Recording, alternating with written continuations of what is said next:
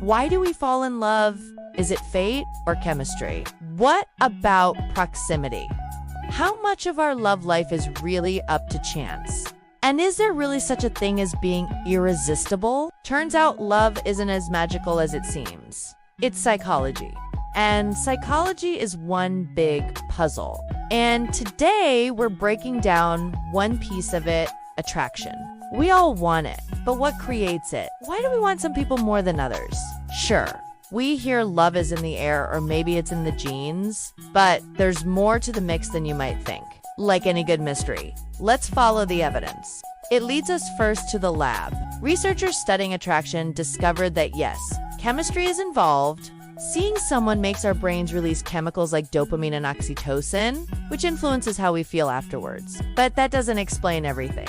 There's more to attraction than a spark. It's also shaped by things like repeated exposure, our emotional patterns, and how we were raised. But let's start with exposure. Say you walk into a coffee shop and bump into someone. Their eyes meet yours and you feel a spark.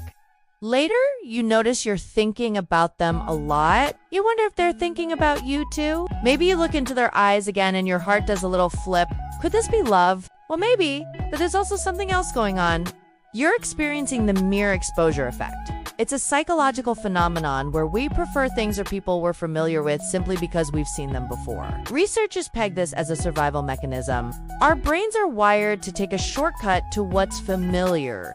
In social situations, that means we're more drawn to people we know, even if we don't know them well. And that can make office romances more likely. For example, so when you see your lab partner across the room, your brain might send out some extra sparks. And studies show that familiarity really can make us fonder. Participants in one study, for example, were shown photos of themselves over and over again. Then researchers showed them other faces, and the participants consistently preferred the ones they'd seen before. But attraction isn't just about what we see. Our brains take in a lot more information than we realize.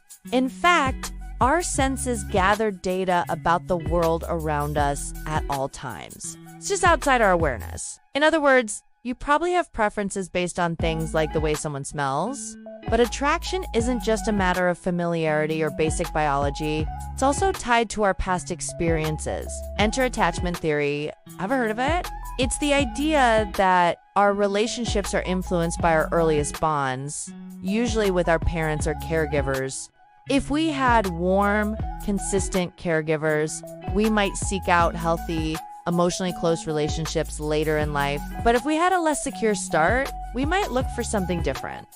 Maybe we'll chase the emotional highs, or maybe we'll avoid intimacy altogether. Basically, our attachment style influences who we're drawn to and why. And that's why understanding your own attachment style can help you find better matches. Because attraction isn't random. It's our subconscious looking to repeat the past. Either way, our romantic patterns are more like déjà vu than falling in love at first sight. But still, sometimes it feels like love comes out of nowhere. And sure, attraction can feel sudden, but it's usually more like déjà vu. Familiarity, chemistry, emotional patterns all play a part, and so does something else. The way we process information. Our brains like to make quick judgments. It's efficient, and that means we often fall for people who seem right for us on paper. But looks and compatibility aren't everything. Remember, love is a choice. And sometimes what we feel isn't enough. Sometimes we have to look beyond the spark to find a deeper connection.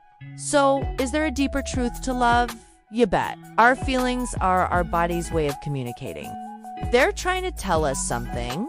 Sometimes what we feel is exactly what we need. Other times it's something to talk through with a therapist or counselor. Feelings can be powerful, but they're not always perfect. When it comes to love, we can't always trust our gut. Attraction can feel magical, but it's not. It's psychology. And psychology is one big puzzle. And today we've uncovered just one piece of it, attraction. Do you think you're attracted to someone? Share your story in the comment. If you found this video helpful, share it with someone who could use it. Please give it a thumbs up, subscribe to the channel, and click the notification bell for more insightful psychology videos. Thanks for watching. See you next time.